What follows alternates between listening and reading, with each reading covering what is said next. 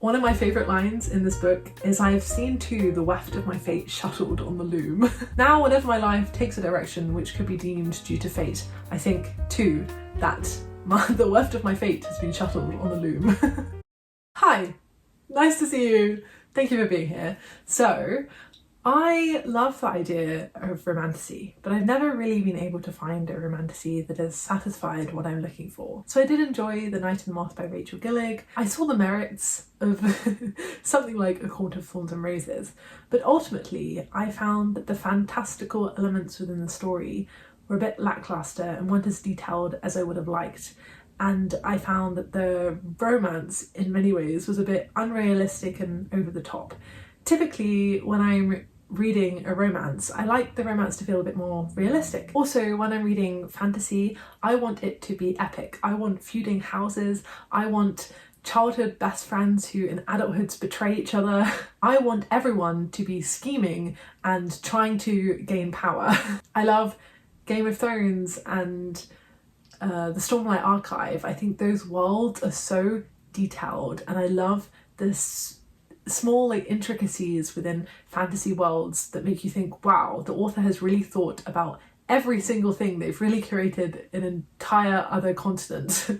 However, I still want some romance. Now, I still like a bit of love in my stories. So I did a bit of research into what I should read, what romantasy will fit what I'm looking for, and the internet told me to read Kushiel Start, and in many ways it did satisfy what I was looking for. It was also quite surprising in some ways. It had some stuff in it that I wasn't expecting, but overall I think this is a really well written fantasy that I would like to talk to you about today.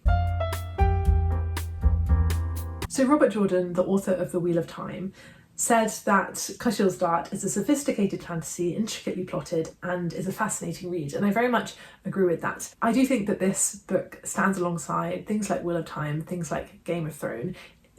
It's also similar to Game of Thrones in the fact that it has a lot of adult content. It doesn't shy away from scenes of violence, scenes of a sexual nature, anything that you could imagine in a story. This book isn't afraid of going there. And I've heard some people critique those aspects of the book, and I do understand where they're coming from.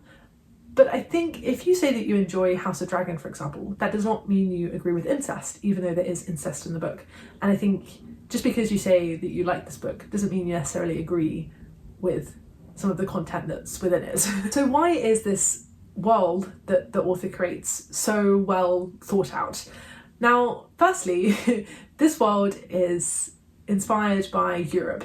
The map at the beginning of the book looks just like Europe, and the main setting for our story is Terre d'Ange, which is basically France. But it also has a different religion, different factions of religions that we don't have in our world. For example, there are people who are the servants of Nam who believe that sex is not a taboo thing and something that should be done very freely. I thought the Servants of Nam offered quite an interesting perspective on intimacy. I think that it made me think about what our society could look like if our approach to intimacy was a little more free and a little less secretive. Not that I think that should be how we approach intimacy, but I do enjoy it when a book allows me to view something from a different perspective. Also in this world are people called the Scaldi, who are basically like Vikings. You also have people in Alba, which is basically England. I also quite liked how in the English Channel there's an entity called the Master of Straits who has the ability to control the water. And in Terre d'Ange there is a king, and his son has been killed at the beginning of the story, and so his only heir really is his granddaughter called Ysande. But he also has a sister who has a son of her own, and they are maybe thinking about taking the throne for themselves. And within this political framework there are lots of noblemen and noblewomen who are trying to retain their political positions and who are trying to decide like what side to be on because they want to be on the winning side. So who is our main character in the story? Our main character is a girl called Phedre. We first introduced to her when she's a little girl and we see her into adulthood. And I really enjoyed her perspective. I think sometimes when I'm reading from one perspective for a long time, I start to crave just a different viewpoint. With Phedre, that never really happened. I think that's maybe because she doesn't complain a lot. She's very resilient. She's often like, well, this is what I've been given, I'm going to get on with it, which I appreciated. Also, she becomes very intelligent because she is adopted by a man called Delaney, and Delaney is a nobleman, and he very much wants to retain his political position. So he would like Phedre to be a servant of Nam and try to figure out the secrets of her patrons. Because you're only seeing from her viewpoint, you like overhear conversations, and like Phedre, you're trying to determine who is good and who is bad and what someone meant by what they said. I spent a lot of the book trying to work out who I can trust. One of the people who I was very unsure that I could trust was Delaney.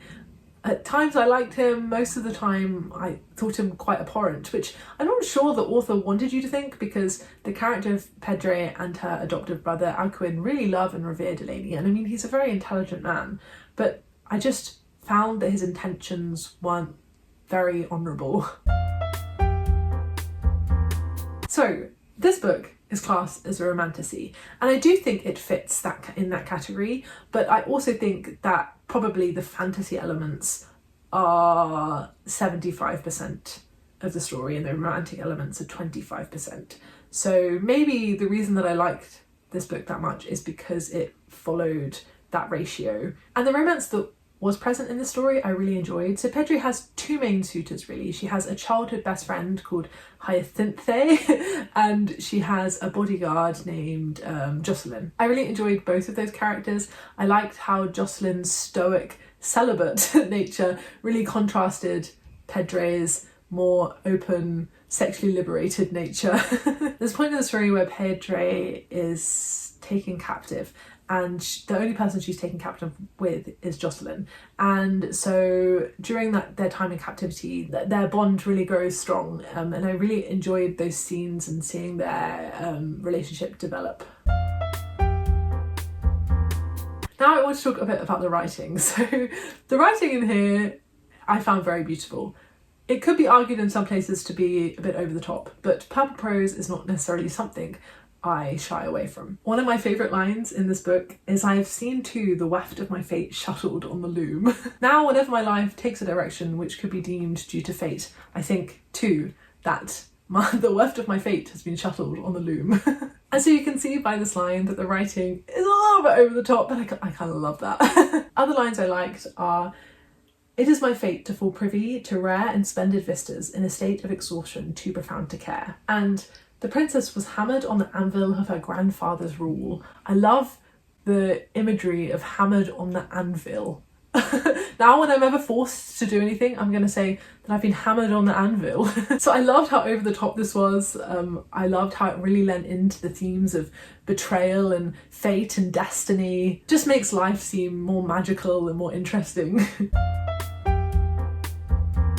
So now I'm going to talk about my favourite moments in the book. This is going to include spoilers. So if you haven't read the book, thank you for listening.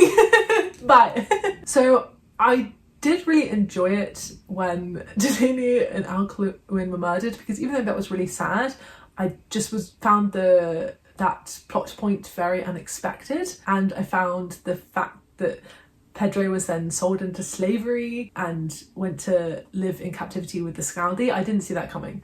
And I think at the point in which Delaney and Alcuin died, I was starting to become a bit lethargic with how Phedre seemed to be going to patrons, finding out information, going back to Delaney, reporting what she learned. So I really liked how the book then took a dramatic turn, and that the tone of the book really changed as well, because we found Phedre and ourselves in this new environment. I think my favourite part of the book as well is probably when Phedre and Jacqueline have to escape the Scaldi.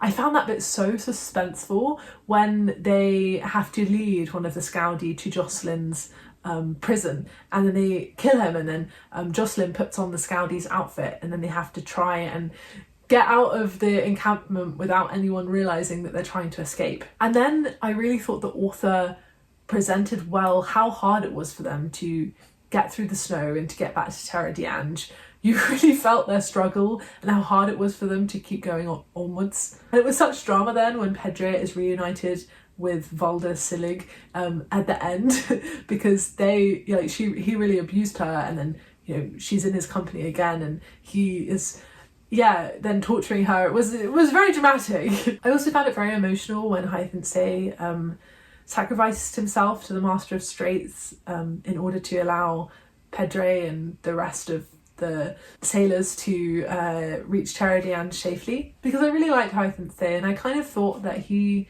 would end up with Phedre instead of Jacqueline, because I really liked their childhood to lovers storyline, but I also understand that it makes sense narratively for him to sacrifice himself in that way. Also, the character of Melisande, I hated her, but I also loved her.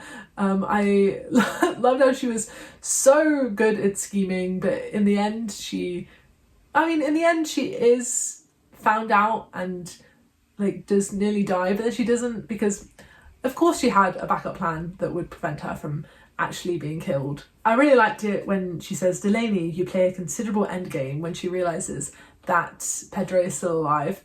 Because even though it is Phedre who's kept herself alive, Phedre who has returned and tried to protect the princess. Also, Delaney was the one who trained her, and Melisande and Delaney, you know, had quite a complex history, and I just thought that line was very good. So, to sum up, will you enjoy Kushiel's Dart? I think if you really love epic fantasy, complex worlds with lots of different specificities and different religions, different cultures, lots of political scheming, then you will very much enjoy this book, I think. If you are not adverse to adult content such as violence and scenes of a sexual nature, then I think you will also enjoy this book. If you enjoy a romantasy that is 75% fantasy and 25% romance, I think you'll enjoy this. If you enjoy a book that is really well written, that uses all the dictionary to their advantage, then you will enjoy this. So that's Kushiel's Dart. Have you read this book? What did you think of it? I'd love to know, and I'll see you in another video soon. Bye bye.